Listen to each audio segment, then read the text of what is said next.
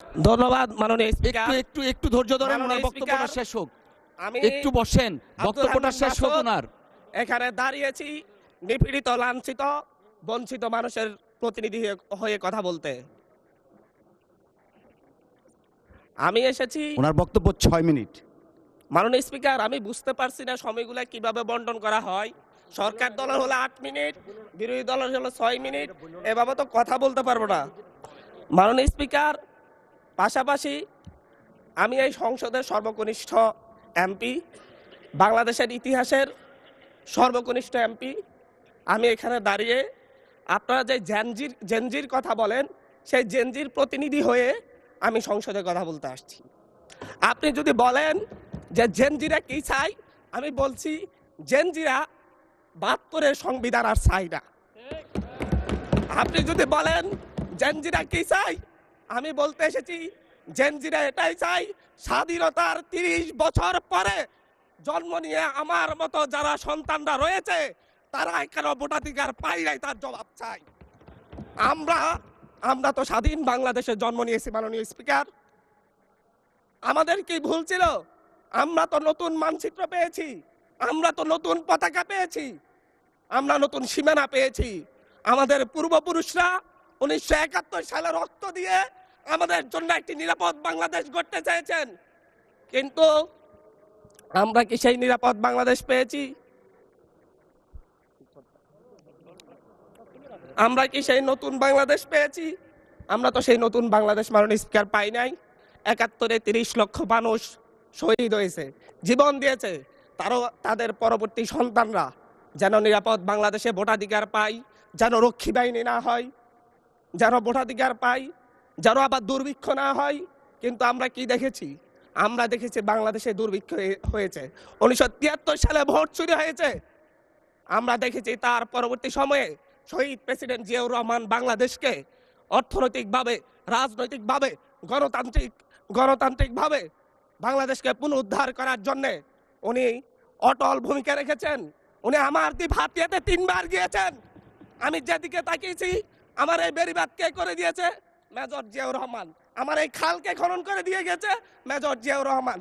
তারপরে এরশাদ এসেছে, বেগম জিয়া এসেছেন। বেগম জিয়া আমার হাতিয়াতে 3 থেকে 4 বার গিয়েছেন, কিন্তু তারপর আমার হাতিয়ার ওই অঞ্চলের নদী ভাঙ্গন রোধ হয় নাই। ওই অঞ্চলের লক্ষ লক্ষ মানুষ ঘরবাড়িহীনভাবে পড়ে আছে। আমি এই ইলেকশনে ভোট ডাকাতি দেখেছি। আমার ঘরে বড় হামলা করা হয়েছে। আমি কি এই ইলেকশনের জন্য নিজের রক্ত জড়িয়েছি? আমি আজকে স্বরাষ্ট্রমন্ত্রী আছেন, মাননীয় প্রধানমন্ত্রী আছেন, আমি এখানে প্রশ্ন করি, আমি কি রক্ত ঝরিয়েছি? আমরা রক্ত ঝরিয়েছি বলে আপনারা আজকে সংসদে প্রধানমন্ত্রী, স্বরাষ্ট্রমন্ত্রী হয়েছেন। রক্ত ঝরার পরে, রক্ত ঝরিয়ে গুলিবিদ্ধ হয়ে 3 দিনের মাথায়, গুলিবিদ্ধ হয়ে দয়া করে 3 দিনের থামুন। মাথায় মাননীয় সংসদ যখন সদস্য, আপনার 144 বক্তব্য ধারা অব্যাহত জারি ছিল, রাখুন। 144 ধারার মধ্যে আবার নিজেই গুলিবিদ্ধ পা নিয়ে বের হয়ে গিয়ে সংবাদ সম্মেলন করে বলেছি আবার রাস্তায় নামুন, হাজরা প্রদল হতে হবে। আমরা বলেছি নতুন বাংলাদেশ দিব।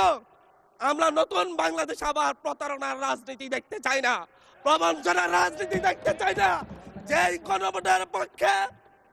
গণভোটের পক্ষে আমাদের মাননীয় প্রধানমন্ত্রী প্রচারণা চালিয়েছেন, যে আদেশের পক্ষে মাননীয় সরকার দলীয় সংসদ সদস্যরা প্রচারণা চালিয়েছেন, আজকে এখানে সেই কেন এটা নিয়ে আবার দীর্ঘ আলোচনা হতে হবে। আমরা 90-এর গণঅভ্যুত্থানের কথা বলে যাই নাই। 3 জোটের রূপরেখা হয়েছে, বাংলাদেশ গণতান্ত্রিক ভাবে উত্তীর্ণ হবে কথা দেওয়া হয়েছিল, কিন্তু 94 সালের মাগুরার নির্বাচন কারা আয়োজন করেছিল? কারা 94 সালে মাগুরার নির্বাচন আয়োজন করেছিল? আজকে আবার এই সংসদে দাঁড়িয়ে আবার এমন একটা ব্যবস্থা নিয়ে যাচ্ছেন, আরেকবার যে মাগুরার নির্বাচন আয়োজন করবেন না, এর নিশ্চয়তা কে দিবে?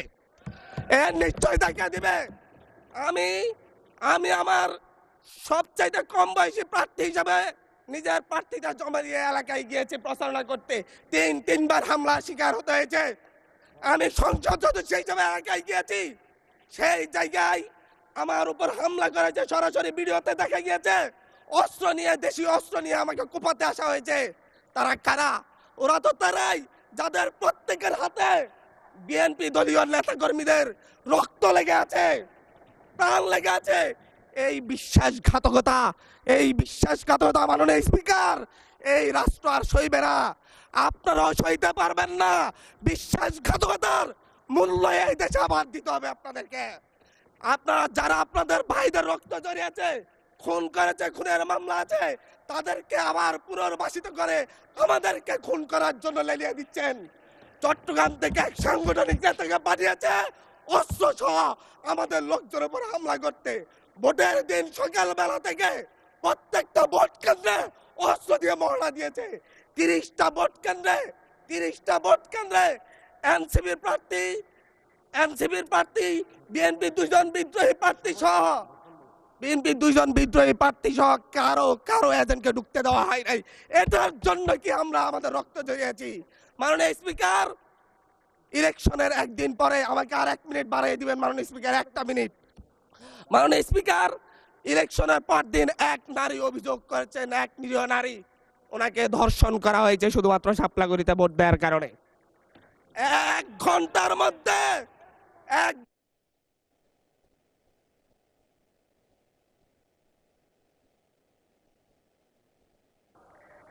ধন্যবাদ মাননীয় সংসদ।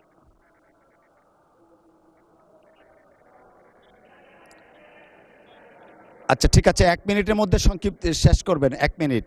মাননীয় স্পিকার, একজন ভুক্তভোগী নারী অভিযোগ করেছে ওনাকে ধর্ষণ করা হয়েছে শাপলাগুড়িতে ভোট দেওয়ার কারণে। সার্কেল এসপি 1 ঘন্টার মধ্যে বলেছে এই ধরনের কোনো ঘটনা ঘটে নাই। আজকে 42 দিন পার হয়েছে, এখনো ডিএনএ রিপোর্ট আসে নাই।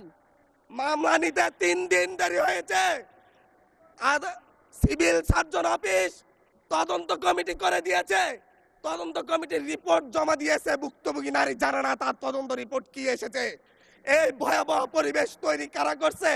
আমার মনে হয় স্বরাষ্ট্রমন্ত্রী আইনের ব্যাখ্যা না দিয়ে, আইনমন্ত্রী আইনের ব্যাখ্যা দিবেন, স্বরাষ্ট্রমন্ত্রীর এসবে মনোযোগ দেওয়া দরকার। স্বরাষ্ট্রমন্ত্রীর মনোযোগ দেওয়া দরকার। সারা দেশে কোথায় কোথায় সন্ত্রাসীরা রয়েছে সেই সকল সন্ত্রাসীদের তালিকা করে তাদেরকে বিচারের ব্যবস্থা করা দরকার। স্বরাষ্ট্রমন্ত্রীর উচিত ধন্যবাদ মাননীয় সদস্য। নেতা কর্মীরা হত্যার শিকার হয়েছে তাদের বিচারের ব্যবস্থা করা দরকার। ধন্যবাদ মাননীয় সদস্য। এই পর্যায়ে আলোচনায় অংশগ্রহণ করবেন